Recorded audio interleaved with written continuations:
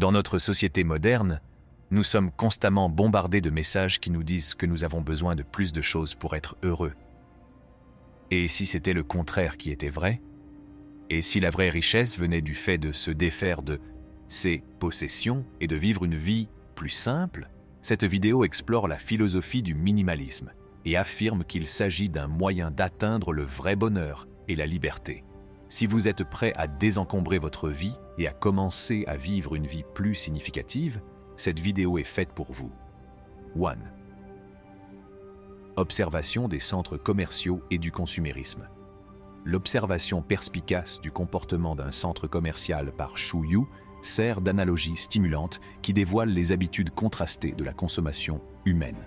Dans un monde dominé par le consumérisme, où la recherche des biens est devenue une norme sociétale, l'observation par Xu Yu d'un centre commercial buvant de l'eau exactement comme il le faut est très révélatrice. Curieusement, la consommation mesurée du centre commercial contraste fortement avec la tendance humaine à l'excès. L'intuition de Xu Yu souligne la disparité entre la tendance naturelle des êtres vivants à satisfaire leurs besoins essentiels et la propension des humains à accumuler au-delà de la nécessité. Cette surconsommation peut être attribuée à une interaction complexe de facteurs psychologiques, sociétaux et économiques. Le consumérisme, alimenté par la publicité, les tendances et les pressions sociales, encourage les individus à accumuler des biens matériels pour valider leur identité et leur statut. Ce comportement va souvent au-delà de la satisfaction des besoins réels et entre dans le domaine de la consommation ostentatoire, où la quantité de biens devient l'emblème de la réussite personnelle. L'observation de Xu Yu est un rappel poignant de la nécessité de réévaluer nos modes de consommation. La réflexion sur la consommation équilibrée d'eau du centre commercial incite à une introspection sur nos propres habitudes et désirs. En reconnaissant l'attrait du minimalisme et la sagesse de la modération, nous pouvons nous efforcer d'aligner nos actions sur une coexistence plus harmonieuse avec l'environnement et une compréhension plus profonde de nos véritables besoins. 2. Consommation et minimalisme.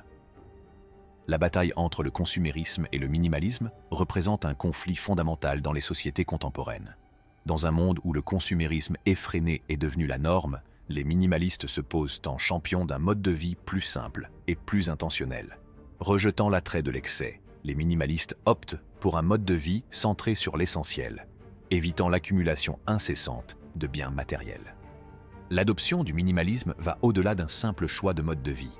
Il s'agit d'une décision consciente d'échapper à la quête incessante de biens de consommation qui mène souvent à un épanouissement superficiel.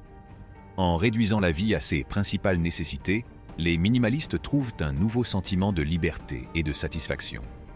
La pratique du minimalisme résonne profondément avec le désir humain d'authenticité et d'une existence pleine de sens, libérée du poids d'un bagage excessif.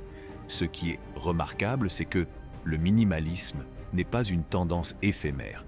Ses racines remontent à plusieurs siècles et il a été adopté par des philosophes, des chefs spirituels et des personnes qui cherchaient un chemin vers la tranquillité intérieure. Il évoque la quête intemporelle de l'homme pour l'équilibre et l'harmonie, nous incitant à nous détacher de la clameur constante du matérialisme et à redécouvrir la joie inhérente à la simplicité. Le consumérisme et le minimalisme sont deux philosophies opposées, chacune ayant des implications distinctes pour le bien-être personnel et la santé de la planète.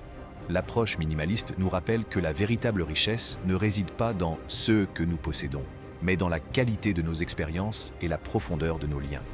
Alors que le consumérisme et ses effets continuent d'être passés au crible, l'attrait durable du minimalisme persiste en tant que phare de la pleine conscience et prescription d'une existence plus riche de sens.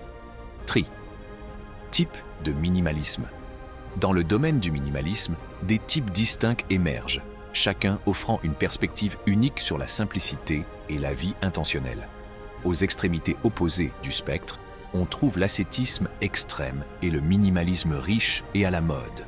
L'ascétisme extrême, tout en incarnant les principes fondamentaux du minimalisme, le pousse à l'extrême, jusqu'à l'autodestruction. Cette approche consiste à vivre bien en deçà du strict nécessaire, en renonçant presque totalement au confort. Bien qu'elle puisse illustrer l'essence du détachement des possessions matérielles, elle soulève des inquiétudes quant à la compromission du bien-être et de la santé d'une personne. D'un autre côté, le minimalisme riche et à la mode par le mode de vie minimal d'un vernis de luxe. Cette variante reconnaît l'attrait de l'opulence tout en conservant ses possessions avec discernement. Elle cherche à se débarrasser des objets bon marché au profit d'une collection d'objets haut de gamme. 5. Figures philosophiques historiques. Les annales de l'histoire témoignent de sommités philosophiques dont la sagesse et les pratiques ont laissé une marque indélébile sur la recherche d'une existence pleine de sens.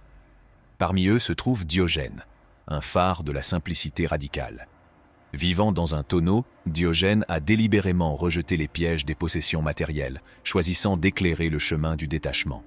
L'importance qu'il accorde au détachement des biens et des opinions souligne sa conviction que le véritable contentement se trouve dans la liberté intérieure plutôt que dans la validation extérieure.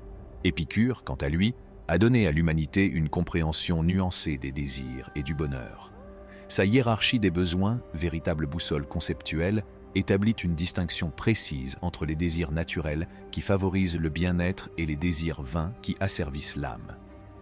Cette classification nous rappelle qu'une vie épanouie n'est pas synonyme d'accumulation d'indulgence, mais de discernement de l'essentiel qui nourrit l'âme et le corps. Les héritages de Diogène et d'Épicure convergent dans leur quête commune d'un véritable épanouissement au-delà de la superficialité. Leur vie et leurs enseignements qui ont traversé les époques illustrent la pertinence durable de la simplicité, de l'introspection et de la recherche de ce qui enrichit véritablement l'expérience humaine. Dans un monde qui réclame souvent plus, ils sont des guides qui nous invitent à réétalonner nos valeurs et à rechercher la sagesse dans l'essence même de la vie. 6.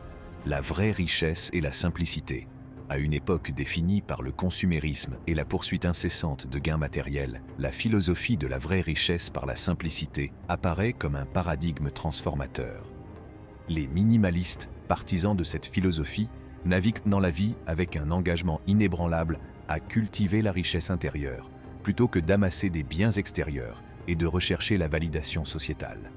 Ils reconnaissent que la prospérité authentique émane d'un cœur satisfait et d'un esprit libéré, transcendant l'attrait éphémère de l'opulence matérielle. Dans la tapisserie de l'existence, les minimalistes tissent un récit qui met l'accent sur les expériences, les relations et l'épanouissement personnel plutôt que sur le poids des possessions. Leur détachement délibéré des chaînes du matérialisme leur permet d'apprécier pleinement les trésors intangibles qu'offre la vie, des moments de connexion, de découverte de soi et de paix intérieure. En plaçant la valeur intrinsèque au-dessus des symboles extrinsèques, les minimalistes élèvent leur vie au-delà de la fugacité et de l'éphémère, trouvant le réconfort dans l'authenticité. Cette approche résonne avec les idées d'Henry David Thoreau, qui a prôné la vertu d'une vie simple dans sa philosophie transcendantale. Grâce à son expérience de la solitude à Walden Pond, Thoreau a découvert que le fait de réduire la vie à l'essentiel permettait d'accéder à un profond sentiment de bonheur. Il a montré comment la simplicité favorise une conscience accrue du monde, une connexion profonde avec la nature et une compréhension nuancée de la place que chacun y occupe. Le chemin de la vraie richesse n'est pas paré d'ornements dorés, mais pavé des valeurs de l'introspection et de la pleine conscience. Les minimalistes incarnent une sophistication qui transcende la superficialité, démontrant qu'une vie riche en objectifs et en sens est l'expression ultime de la richesse. Par leur exemple, ils nous invitent à revoir notre conception de la prospérité et à embrasser l'élégance de la simplicité, en découvrant les trésors illimités qui sommeillent en nous. J'espère que cette vidéo vous a appris quelque chose. Si c'est le cas, n'oubliez pas d'aimer, de partager et de vous abonner. En attendant, merci de m'avoir regardé.